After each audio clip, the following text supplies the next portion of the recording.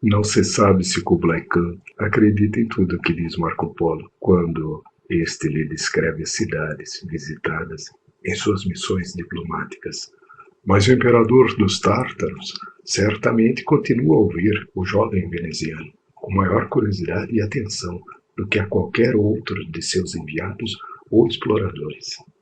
Existe um momento na vida dos imperadores que se segue ao orgulho pela imensa amplitude dos territórios que conquistamos, à melancolia e ao alívio de saber que em breve desistiremos de conhecê-los e compreendê-los.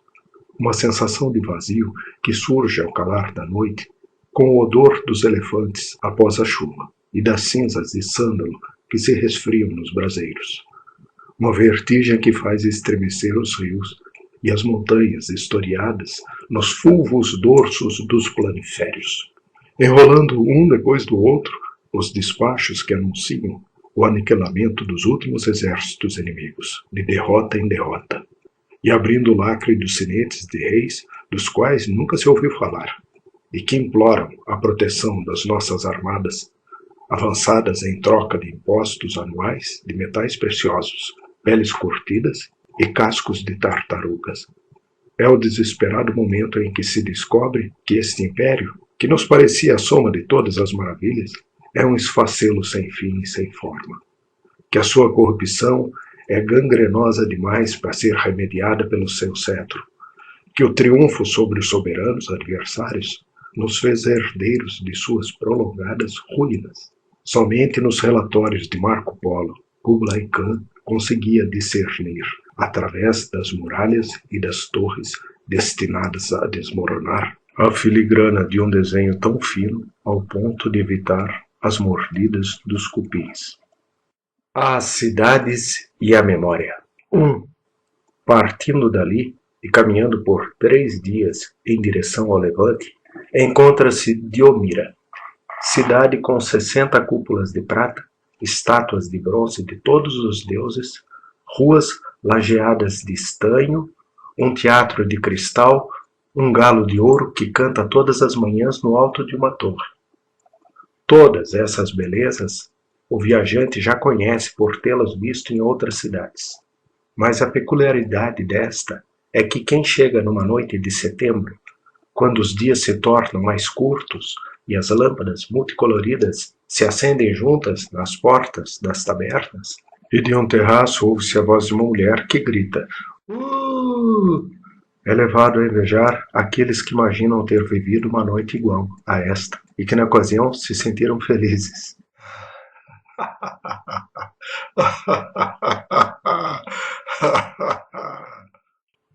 As cidades e a memória 2. O homem que cavalga longamente por terrenos selváticos sente o desejo de uma cidade. Finalmente chega a Isidora, cidade onde os palácios têm escadas em caracol incrustadas de caracóis marinhos, onde se fabricam à perfeição binóculos e violinos, onde quando um estrangeiro está incerto entre 2 mulheres, sempre encontra uma terceira, onde as brigas de galo se degeneram em lutas sanguinosas entre os apostadores. Ele pensava em todas essas coisas quando desejava uma cidade. Isidora, portanto, é a cidade de seus sonhos, com uma diferença. A cidade sonhada o possuía jovem. Em Isidora, chega em idade avançada. Na praça, há o murinho dos velhos que veem a juventude passar. Ele está sentado ao lado deles. Os desejos agora são recordações. As cidades e o desejo. 1. Da cidade de Doroteia, pode-se falar de 2 maneiras.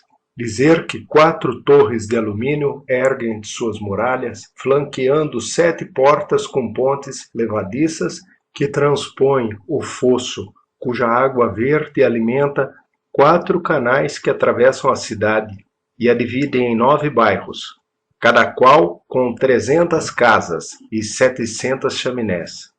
E levando-se em conta que as moças núbeis de um bairro se casam com jovens dos outros bairros e que as suas famílias trocam as mercadorias exclusivas que possuem: bergamotas, ovas de esturjão, astrolábios, ametistas. Fazer cálculos a partir desses dados até obter todas as informações a respeito da cidade no passado, no presente, no futuro. Ou então dizer que, como fez o cameleiro que me conduziu até ali, cheguei aqui na minha juventude, uma manhã. Muita gente caminhava rapidamente pelas ruas em direção ao mercado. As mulheres tinham lindos dentes e olhavam nos olhos. 3 soldados tocavam clarim no palco. Em todos os lugares ali em torno, rodas giravam, desfraldavam-se escritas coloridas. Antes disso, não conhecia nada além do deserto e das trilhas das caravanas. Aquela manhã, em Doroteia, senti que não havia bem que não pudesse esperar a vida. Nos anos seguintes, meus olhos voltaram a contemplar as extensões do deserto e as trilhas das caravanas. Mas agora sei que esta é apenas uma das muitas estradas que naquela manhã se abriram para mim em Doroteia. As cidades e a memória. 3. Inutilmente, magnânimo, Kublai, tentarei descrever a cidade de Zaira, dos altos bastiões. Poderia falar de quantos degraus são feitas as ruas em forma de escada, da circunferência dos arcos dos pórticos, de quais lâminas de zinco são recobertos os tetos. Mas sei que seria o mesmo que não dizer nada. A cidade não é feita disso, mas as relações entre as medidas de seu espaço e os acontecimentos do passado. A distância do solo até um lampião e os pés pendentes de um usurpador enforcado. O fio esticado do lampião, a balaustrada em frente e os festões que empavesavam o percurso do cortejo nupcial da rainha. A altura daquela balaustrada e o salto do adúltero que foge de madrugada.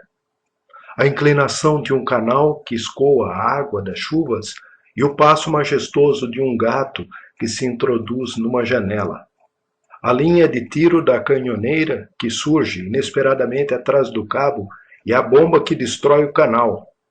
Os rasgos nas redes de pesca e os 3 velhos remendando as redes que, sentados no mole, contam pela 1000ª vez a história da canhoeira do usurpador, que dizem ser o filho ilegítimo da rainha, abandonado de coeiro ali sobre o mole. A cidade se embebe como uma esponja dessa onda que reflui das recordações e se dilata. Uma descrição de Zaira, como é atualmente, deveria conter todo o passado de Zaira. Mas a cidade não conta o seu passado. Ela o contém, como as linhas da mão, escrito nos ângulos das ruas, nas grades das janelas, nos corrimões das escadas, nas antenas dos para-raios, nos mastros das bandeiras, cada segmento riscado por arranhões, serradelas, entalhes, esfoladuras.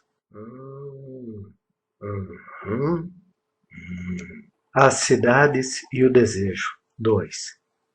A 3 dias de distância, caminhando em direção ao sul, encontra-se Anastácia, cidade banhada por canais concêntricos e sobrevoada por pipas. Eu deveria enumerar as mercadorias que aqui se compram a preços vantajosos: ágata, ônix, crisópraso e outras variedades de calcedônia. Deveria louvar a carne do fazão dourado que aqui se cozinha na lenha seca da cerejeira e salpica com muito orégano. Falar das mulheres que vi tomar banho no tanque de um jardim e que às vezes convidam, disse o viajante, a despir-se com elas e persegui-las dentro da água. Mas com essas notícias não falaria da verdadeira essência da cidade. Porque, enquanto a descrição de Anastácia desperta uma série de desejos que deverão ser reprimidos, Quem se encontra uma manhã no centro de Anastácia será circundado por desejos que se despertam simultaneamente. A cidade aparece como um todo no qual nenhum desejo é desperdiçado e do qual você faz parte. E uma vez que aqui se goza tudo o que não se goza em outros lugares, não resta nada além de residir nesse desejo e se satisfazer. Anastácia, cidade enganosa, tem um poder que às vezes se diz maligno e outras vezes benigno. Se você trabalha 8 horas por dia como minerador de ágatas, ônix, crisóprasos, a fadiga que dá forma aos seus desejos toma dos desejos a sua forma. E você acha que está se divertindo em Anastácia, quando não passa de seu escravo. As cidades e os símbolos. 1. Caminha-se por vários dias entre árvores e pedras. Raramente o olhar se fixa numa coisa, e quando isso acontece, ela é reconhecida pelo símbolo de alguma outra coisa. A pegada na areia indica a passagem de um tigre. O pântano anuncia uma veia de água. A flor do hibisco, o fim do inverno. O resto é mudo, intercambiável. Árvores e pedras são apenas aquilo que são. Finalmente a viagem conduz à cidade de Tamara. Penetra-se por ruas cheias de placas que pendem das paredes. Os olhos não veem coisas, mas figuras de coisas, que significam outras coisas. O turquesa indica a casa do Tiradentes, o jarro, a taberna, as alabardas, o corpo de guarda, a balança, a quitanda. Estátuas e escudos reproduzem imagens de leões, delfins, torres, estrelas, símbolos de que alguma coisa, sabe-se lá o que, tem como símbolo um leão, ou um delfim, ou torre, ou estrela. Outros símbolos advertem aquilo que é proibido em algum lugar. Entrar na viela com carroças, urinar atrás do quiosque, pescar com vara na ponte. E aquilo que é permitido, dar de beber às zebras, jogar bocha, incinerar o cadáver dos parentes. Na porta dos templos vêm-se as estátuas dos deuses, cada qual representado com seus atributos.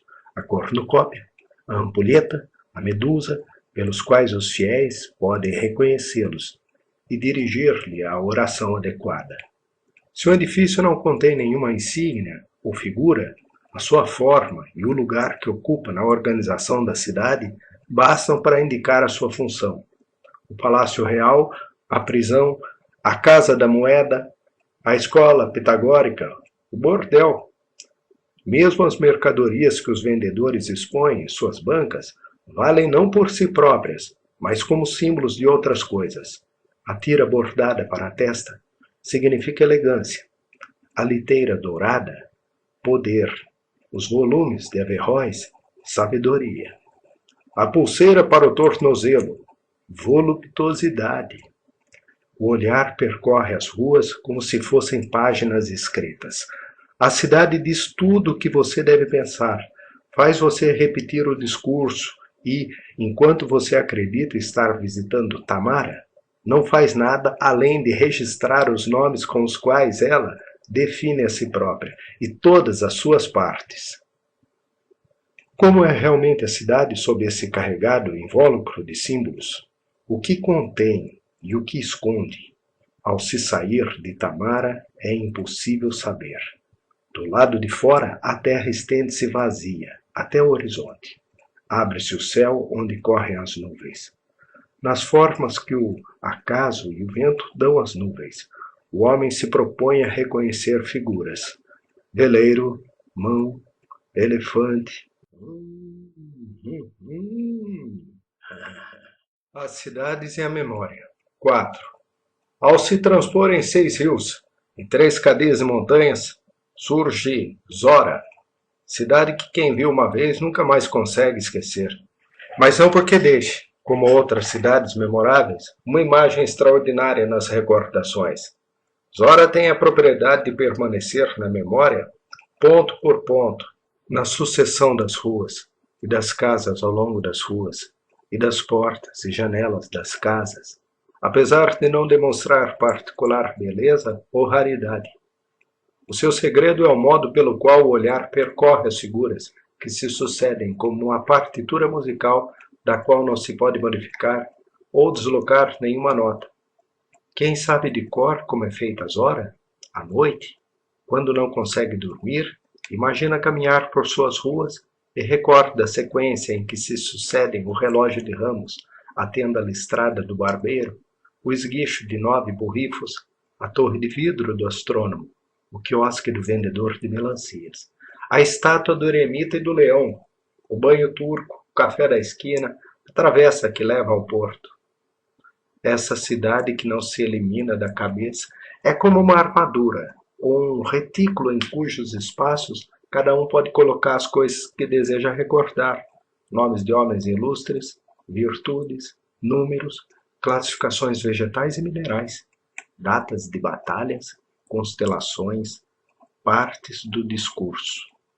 Entre cada noção e cada ponto do itinerário, pode-se estabelecer uma relação de afinidades ou de contrastes que sirva de evocação à memória, de modo que os homens mais sábios do mundo são os que conhecem Zora de cor. Mas foi inútil a minha viagem para visitar a cidade, obrigada a permanecer imóvel e imutável para facilitar a memorização. Zora definhou, desfez-se e sumiu. Foi esquecida pelo mundo.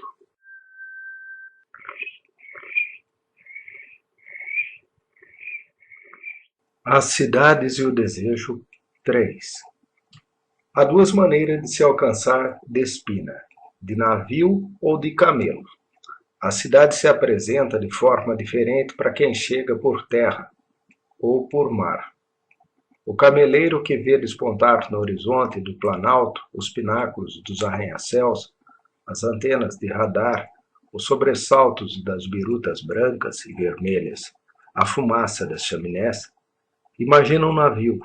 Sabe que é uma cidade, mas a imagina como uma embarcação que pode afastá-lo do deserto, um veleiro que esteja para zarpar, com o vento que enche as suas velas ainda não completamente soltas, ou um navio a vapor com a caldeira que vibra na caverna de ferro.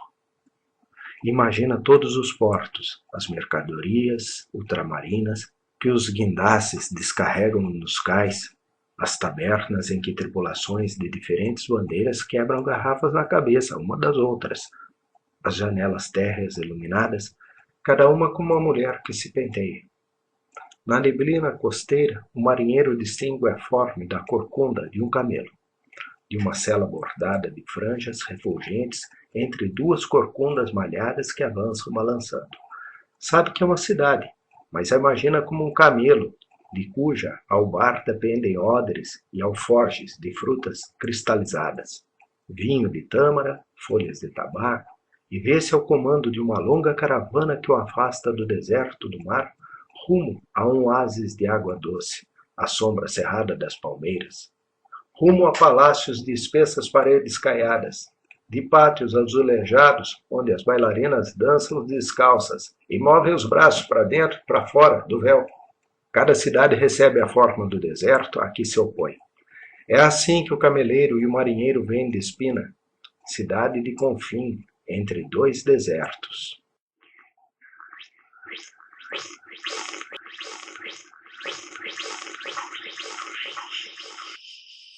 As cidades e os símbolos 2. Da cidade de Zirma, os viajantes retornam com memórias bastante diferentes. Um negro cego que grita na multidão, um louco debruçado na cornija de um arranha-céu, uma moça que passeia com uma puma na coleira. Na realidade, muitos dos cegos que batem as bengalas nas calçadas de Zirma são negros. Em cada arranha-céu há alguém que enlouquece. Todos os loucos passam horas nas cornijas. Não há puma que não seja criado pelo capricho de uma moça. A cidade é redundante, repete-se para fixar alguma imagem na mente. Também retorno de Zirma. Minha memória contém dirigíveis que voam em todas as direções, à altura das janelas, ruas, de lojas, e que se desenham tatuagens na pele dos marinheiros, trens subterrâneos apinhados de mulheres obesas entregues ao mormaço. Meus companheiros de viagem, por sua vez, juram ter visto somente um dirigível flutuar entre os pináculos da cidade. Somente um tatuador dispor agulhas e tintas, desenhos perfurados sobre a sua mesa. Somente uma mulher canhão ventilar-se sobre a plataforma de um vagão. A memória é redundante, repete os símbolos para que a cidade comece a existir.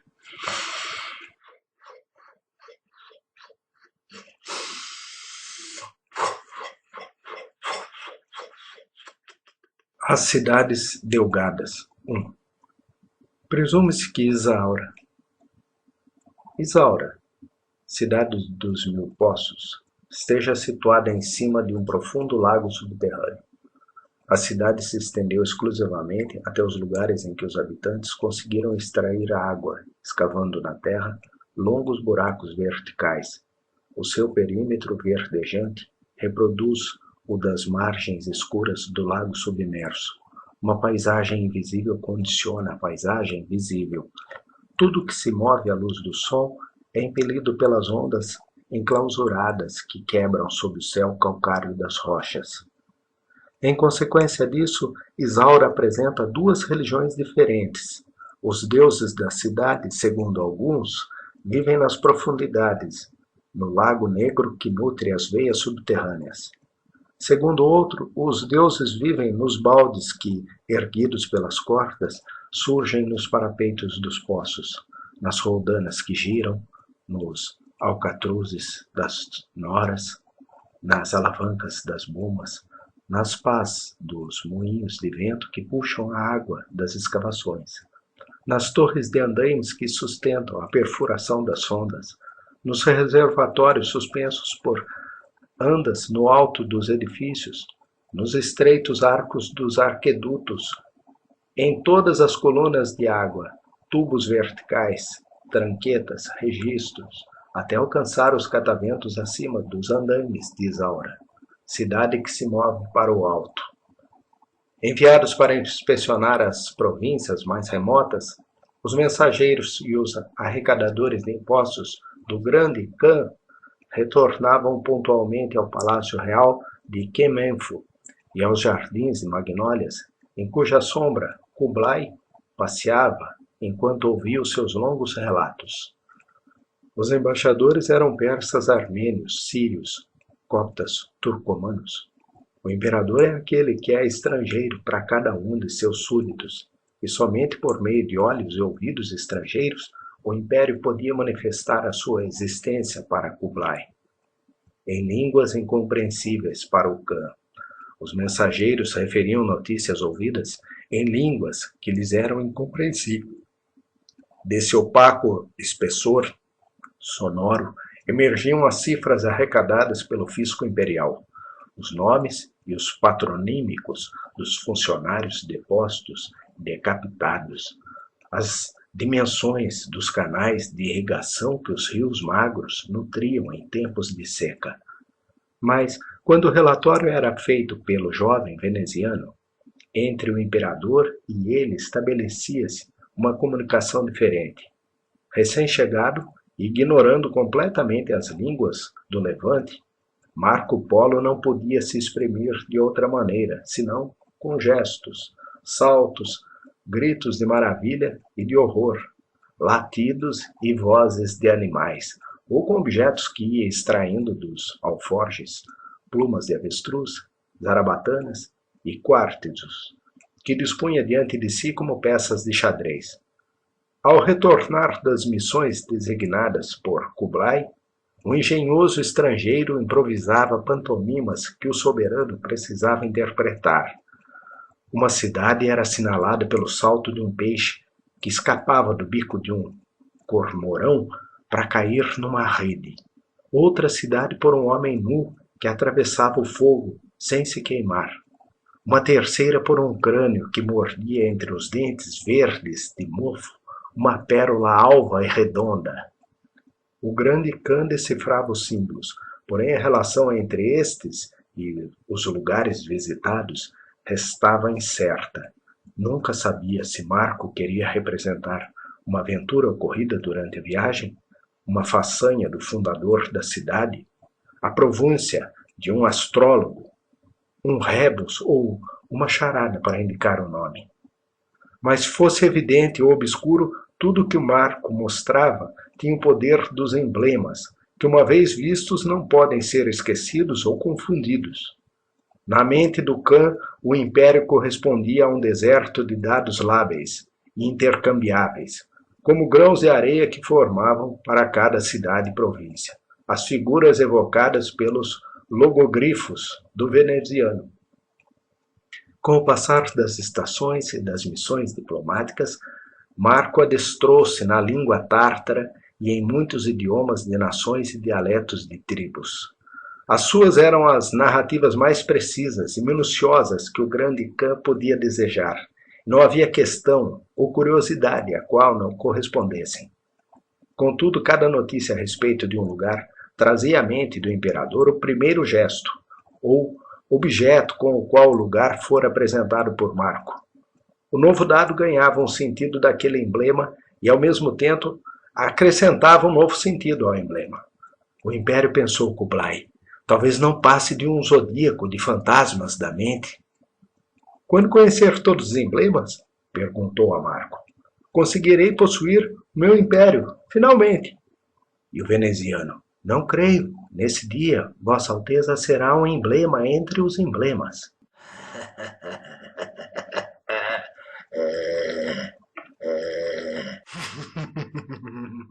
2.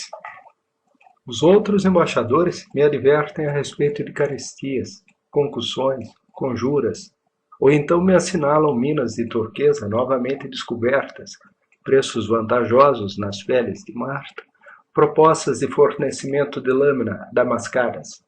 E você? O grande Khan perguntou a Apolo. Retornou de países igualmente distantes, e tudo que tem a dizer são os pensamentos que ocorrem a quem toma a brisa noturna na porta de casa. Para que serve, então, viajar tanto? É noite. Estamos sentados nas escadarias do seu palácio. Inspire um pouco de vento, respondeu Marco Polo. Qualquer país, as minhas palavras evoquem será visto de um observatório como o seu, ainda que no lugar do Palácio Real exista uma aldeia de palafitas e a brisa traga um odor de estatuário lamacento. O meu olhar é de quem está absorto e medita, admito. Mas e o seu? Você atravessa arquipélagos, tundras, cadeias e montanhas. Seria melhor nem sair daqui. O veneziano sabia que, quando Kublai Khan discutia, era para seguir melhor o fio de sua argumentação, e que as suas respostas e objeções encontravam lugar num discurso que ocorria por conta própria na cabeça do grande Khan. Ou seja, entre eles não havia diferença se questões e soluções eram enunciadas em alta voz, ou se cada um dos dois continuava a meditar em silêncio. De fato, estavam mudos, os olhos entreabertos, acomodados em almofadas, balançando nas redes, fumando longos cachimbos de âmbar. Marco Polo imaginava responder. O Kublai imaginava sua resposta, que quanto mais se perdia em bairros desconhecidos de cidades distantes, melhor compreendia as outras cidades que havia atravessado para chegar até lá. E reconstituía as etapas de suas viagens e aprendia a conhecer o porto de onde havia zarpado, e os lugares familiares de sua juventude, os arredores de casa e uma pracinha de Veneza em que corria quando era criança. Neste ponto, Kublai Khan o interrompia, ou imaginava interrompê-lo. O Marco Polo imaginava ser interrompido com uma pergunta como: você avança com a cabeça voltada para trás? Ou então, o que você vê está sempre às suas costas? Ou melhor, a sua viagem só se dá no passado? Tudo isso para que Marco Polo pudesse explicar, ou imaginar explicar, ou ser imaginado explicando, ou finalmente conseguir explicar a si mesmo que aquilo que ele procurava estava diante de si E mesmo que se tratasse do passado, era um passado que mudava à medida que ele prosseguia a sua viagem, porque o passado do viajante muda de acordo com o itinerário realizado. Não o passado recente, ao qual cada dia que passa acrescenta um dia, mas um passado mais remoto. Ao chegar a uma nova cidade, o viajante reencontra um passado que não lembrava existir. A surpresa daquilo que você deixou de ser ou deixou de possuir revela-se nos lugares estranhos, não nos conhecidos. Marco entra numa cidade, vê alguém numa praça que vive uma vida ou um instante que poderiam ser seus. Ele podia estar no lugar daquele homem se tivesse parado no tempo, tanto tempo atrás. Ou então, se tanto tempo atrás, numa encruzilhada, tivesse tomado uma estrada em vez de outra, e depois de uma longa viagem se encontrasse no lugar daquele homem, naquela praça. Agora, desse passado real ou hipotético, ele está excluído. Não pode parar. Deve prosseguir até uma outra cidade em que outro passado aguarda por ele, ou algo que talvez fosse um possível futuro, e que agora é o presente de outra pessoa. Os futuros não realizados são apenas ramos do passado. Ramos secos. Você viaja para reviver o seu passado? Era a esta altura a pergunta do Khan, que também podia ser formulada da seguinte maneira: você viaja para reencontrar o seu futuro? E a resposta de Marco: os outros lugares são espelhos, é negativo. O viajante reconhece o pouco que é seu, descobrindo muito que não teve e o que não terá.